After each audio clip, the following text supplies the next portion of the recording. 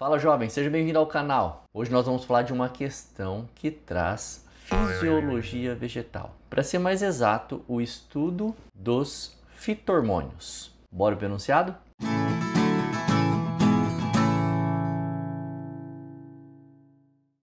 Questão 26 da prova rosa, 103 da prova amarela, 97 da prova azul e 119 da prova cinza, Enem 2023. Um garoto comprou vários abacates na feira, mas descobriu que eles não estavam maduros o suficiente para serem consumidos.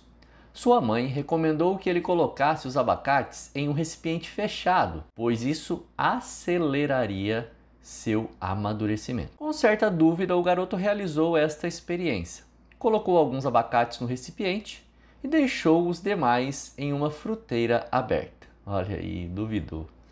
Surpreendendo-se, ele percebeu que os frutos que estavam no recipiente fechado amadureceram mais rapidamente. A aceleração desse processo é causada por... Nós sabemos que na casca dos vegetais acontece a produção de um hormônio no estado gasoso chamado gás etileno.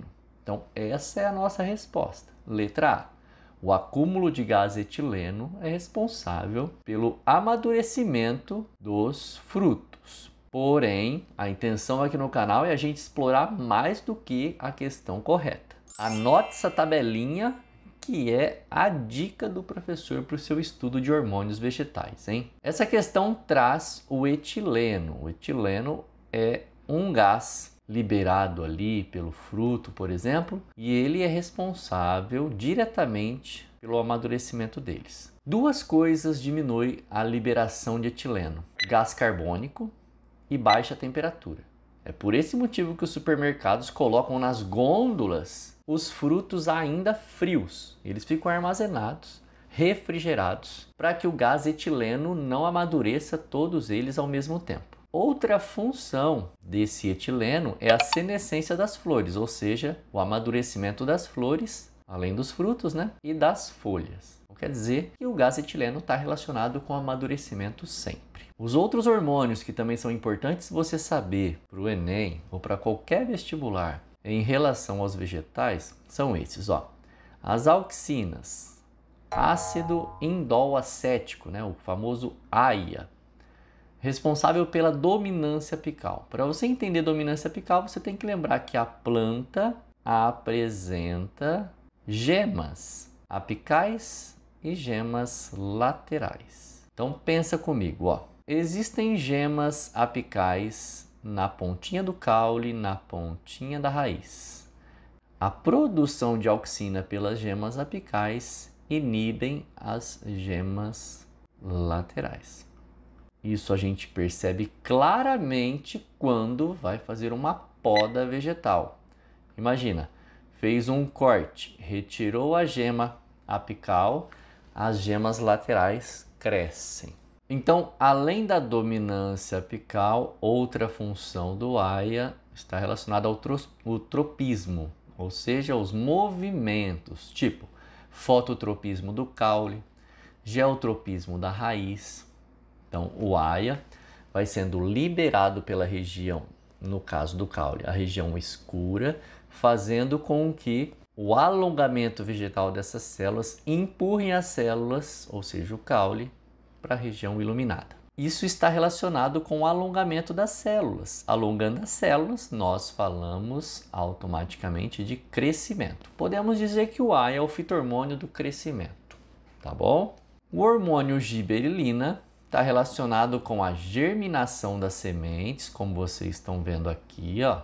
Crescimento do caule, das folhas e dos frutos. Também está relacionado a crescimento, mas entre giberelina e AIA, eu indicaria você lembrar das giberelinas do crescimento do embrião, ou seja, na germinação da semente. Giberelina, germinação. Guarda isso.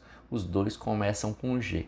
Auxina, crescimento, tropismo, dominância apical. O etileno nós já tínhamos falado sobre amadurecimento dos frutos. Citocinina, lembra citocinese, ou seja, acelera as divisões celulares. Citocinese está relacionado diretamente com divisões celulares. Então lembra da auxina que estava alongando a célula? A citocinina vai lá e divide ela em duas. Isso é importante para o crescimento também. E além disso, a citocinina, por estimular muito a divisão celular, ou seja, ajudar no crescimento, inibe a senescência, impede com que as plantas envelheçam, já que elas estão crescendo, né? Crescendo significa amadurecendo e não envelhecendo. Amadurecendo para funcionar.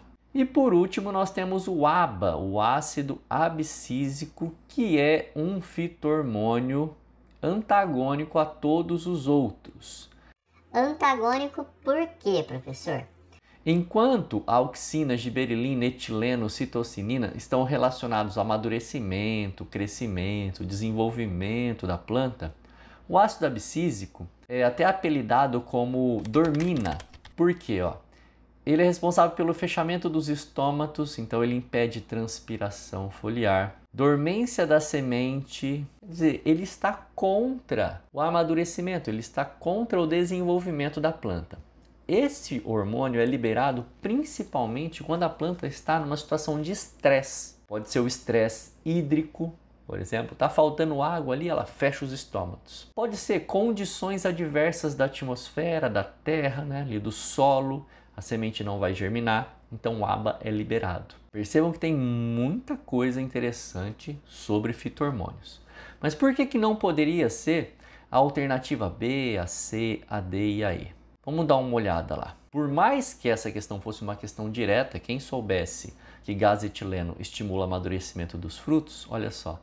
Redução da umidade do ar. Como que um gás produzido pela planta vai reduzir a umidade do ar? Aumento da concentração de gás carbônico. Isso aqui também está relacionado com a atmosfera. Diminuição na intensidade luminosa. Olha que absurdo. Diminuir a intensidade da luz que bate na planta. Esse gás é transparente.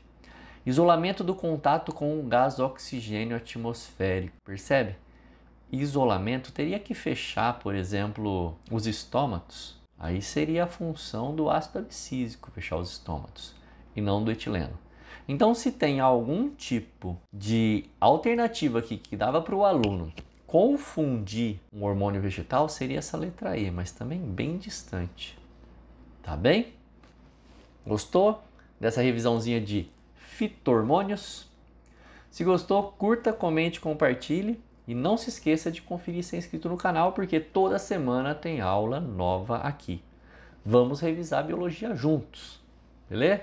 Até a próxima aula, beijos e abraços, fui!